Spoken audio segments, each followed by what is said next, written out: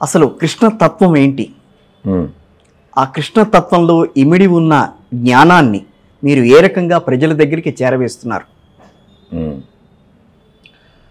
Hare Krishna.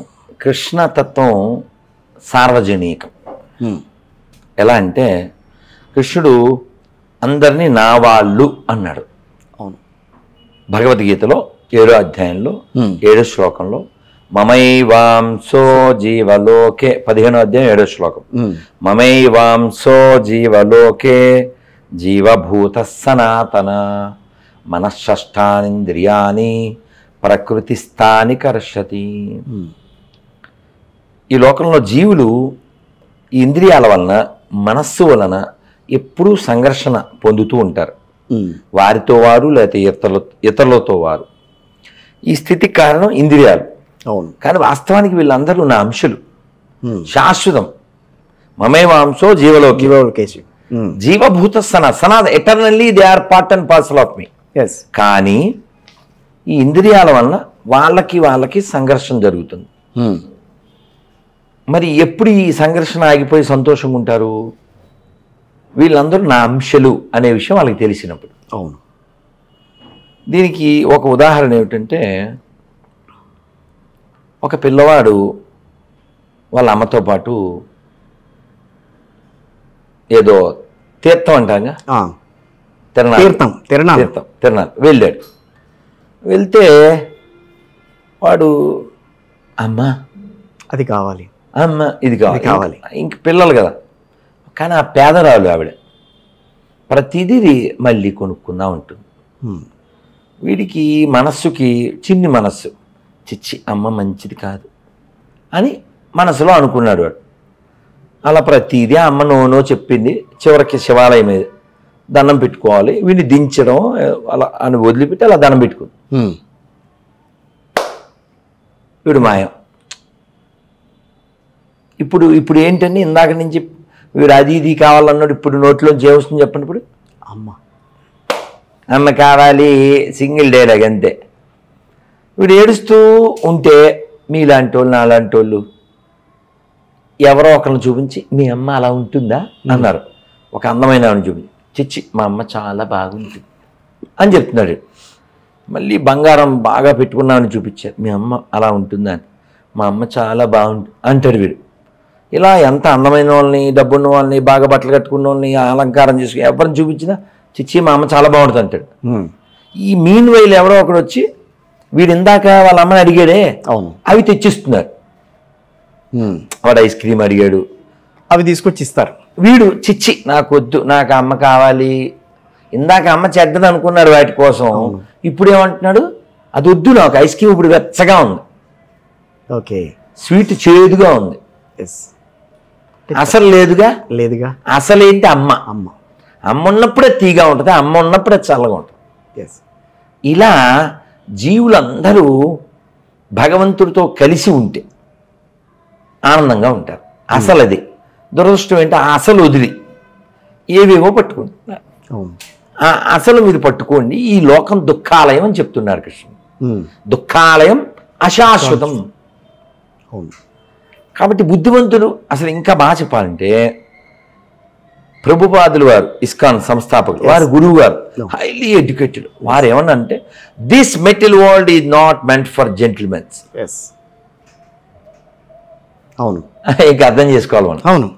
So కాబట్టి మనం this is not right place to కదా. కాబట్టి మనం ఎక్కడి నుంచి వచ్చాం, అక్కడికే వెళ్తాం. మళ్ళీ వెళ్తాం కదా, అదే మోక్షం. ఆ వెళ్ళడానికి ఏం చేయాలో భగవద్గీత చెప్పింది, భాగవతం చెప్పింది, రామాయణం చెప్పింది, పురాణాలు చెప్పినాయి, వ్యాస వాల్మీకాదులు, ఇంకా రామానుజ, మధ్వ, శంకర ఆచార్యులు అందరూ వచ్చి చూపించి వెళ్ళారు, ఆచరించి చూపించి వెళ్ళారు. కాబట్టి అల్టిమేట్ అదే. ఇది ఒక్క మాటలో చెప్పారు ఎవరు, పురంధరరాజు. అల్లిదే నమ్మనే ఇల్లి బంది సొమ్మనే. అంతే, కరెక్టే. ఓకే. కాబట్టి మనే అక్కడ ఉంది, ఇల్లు.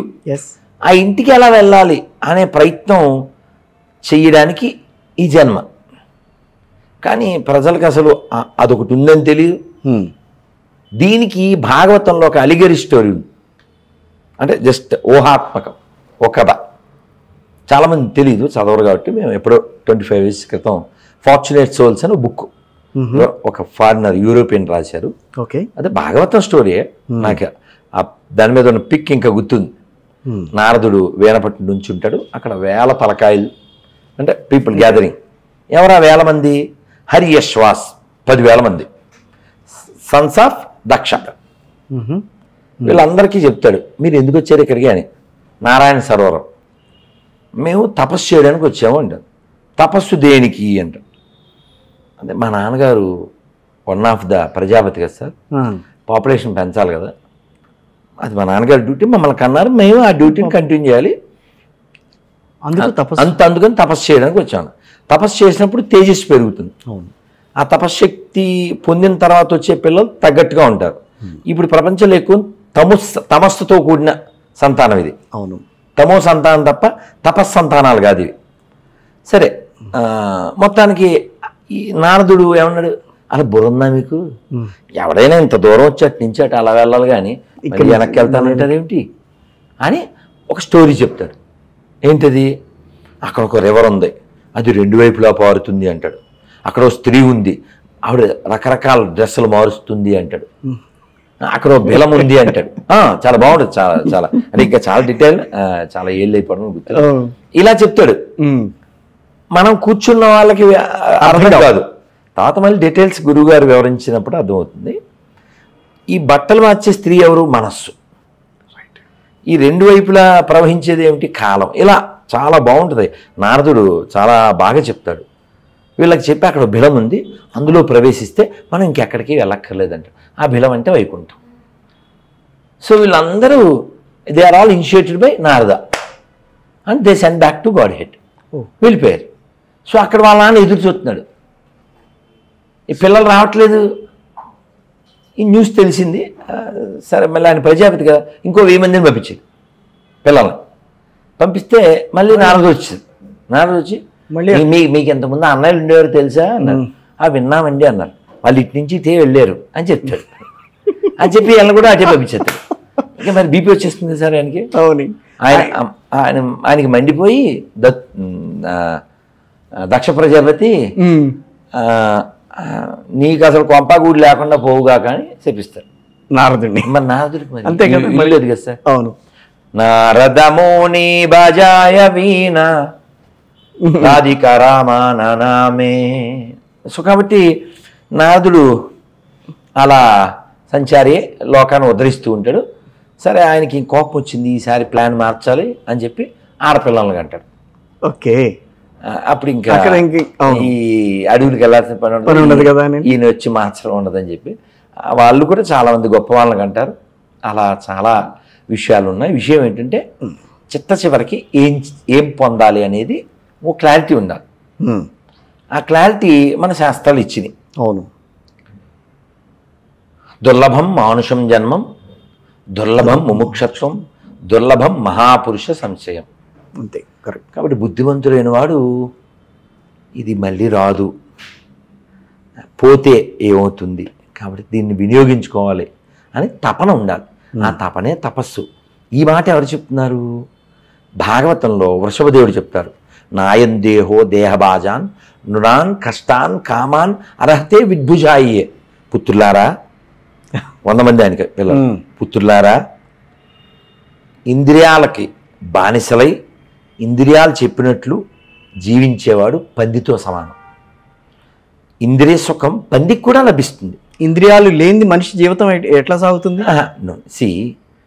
ఇంద్రియాలు లేకుండా, ఇంద్రియాలు వాడకుండా ఉండవద్దని చెప్పదు శాస్త్రం. ఓకే, మిస్యూజ్ చేయకు.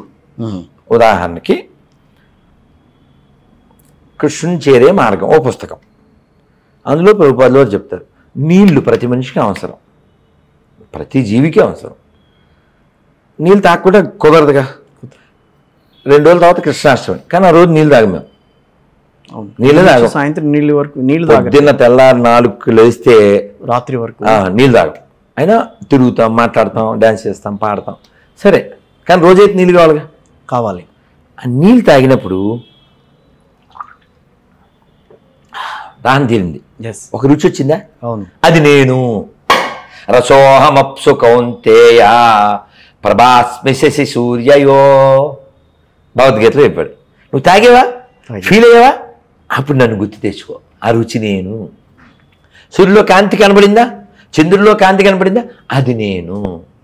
ఆ విధంగా నన్ను ఎప్పుడూ స్మరణ చేస్తూ ఉండు. మన్మనాభవ మద్భక్తో మధ్యాజీమాం నమస్కురు. ఉదాహరణకి ఇందాక మా చెల్లె ఫోన్ చేసింది, మీరు ఎల్లుండి వస్తున్నారు కదా, ఏం వండాలి. రేపు కాదు, ఎల్లుండికి. ఎందుకంటే నేను ఎప్పుడో రాత్రి లేట్గా బస్సు ఎక్కి పొద్దు మరి రేపు ఏదో కొనుక్కోవాలిగా, కూరగాయలు అంటే ఏం చేస్తావమ్మా, నీ ఇష్టం అమ్మా అన్నాను. జొన్న రొట్టె చేయనా, పూరి చేయనా, ఏవో అడిగింది. మనం ఒక్క పూటకి భోజనం. రేపు 25 తిన్నాను అనుకోండి, మళ్ళీ 27, మరి 26 ఏం తినాము, నీళ్ళు కూడా తాగంగా. అవును అంటే నీ ఇష్టం అమ్మా అని ఏదో చెప్పాను. ఇప్పుడు ఆవిడ జొన్న రొట్టె చేసిన, పూరి చేసిన, పప్పు చేసిన, బేడ్ల పాయసం అంటారు రాయలసీమలో, తెలుసు? తెలుసు, పప్పు బేడలు కదా. ఏం చేసినా ఇవన్నీ కృష్ణుడి ముందు నైవేద్యం పెడుతుంది, పెట్టాలి. ఇప్పుడు ఆ బేడ్ల పాయసం ఈజ్ కాల్డ్ ప్రసాదం, జొన్న రొట్టె ఈజ్ కాల్డ్ ప్రసాదం. అవి తినచ్చా? తినాలి. ఆ రోజు మీరు తినచ్చా?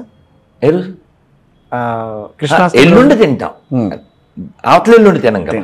అది నేను అనేది ఇక తినడం తప్పనిసరి కదా, తప్పనిసరి. అది అవును. నీళ్ళు తాగడం తప్పనిసరి కదా. అవును. కాబట్టి నువ్వు అది ఏది చేసినా కృష్ణ అర్పితమైనది చెయ్యి. రైట్. అది ఇప్పుడు ఉదాహరణకి మీకు ఏం కావాలి అంది, అమ్మ బేడ్ల పాయసం చేయి అన్న.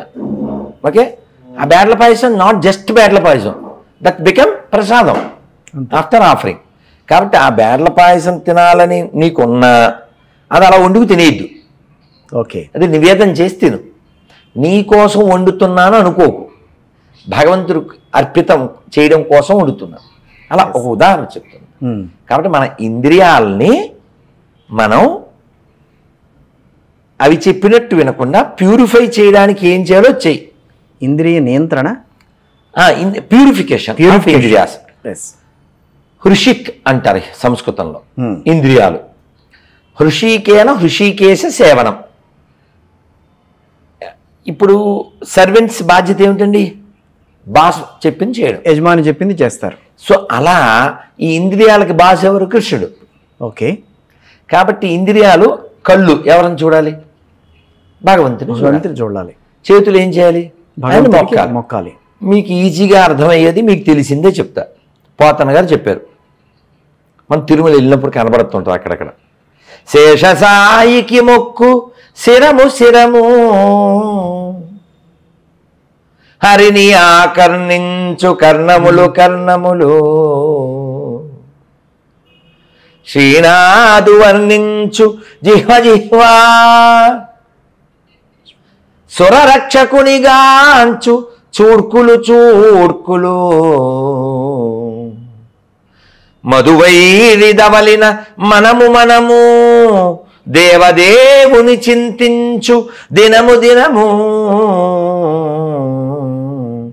తండ్రి హరిజేరుమనిడి వాడు తండ్రి తండ్రి, పురుషోత్తముని మీది బుద్ధి బుద్ధి, చక్రహస్తుని ప్రకటించు చదువు చదువు, కుమ్మినీదవు దెల్పెడి గురుడు గురుడు. ఇలా ఎవడు గురువు, ఏవి మంచి కళ్ళు, ఏవి మంచి చేతులు, ఏవి మంచి తలకాయ, ఇవన్నీ చెప్పేశారు. కాబట్టి నువ్వు ఇవన్నీ వాడు, ఎవరి కోసం వాడాలి, అది పర్పస్, యాటిట్యూడ్, ఆ ఉద్దేశం ముఖ్యం. కృష్ణతత్వాన్ని ప్రజల్లోకి తీసుకెళ్ళగలుగుతున్నారా? ఏ రకంగా తీసుకెళ్తున్నారు? ప్రచారం భగవద్గీత పంచడం ద్వారా, ప్రవచనం ద్వారా, వాళ్ళకు జపమాలు ఇవ్వడం ద్వారా. ఇప్పుడు మధ్యాహ్నం మా రమేష్ అయ్య గారు ఆఫీస్కి వెళ్ళాం, అక్కడ పిల్లలు ఉన్నారు. కార్డు ఇచ్చాను, తెలుగు వచ్చా అన్నాను, వచ్చు అన్నారు. మంత్రం చదువు అన్నాను, చదివారు. 100 నిమిషాలు చేయనా రోజు, మంచిదని చెప్పాను.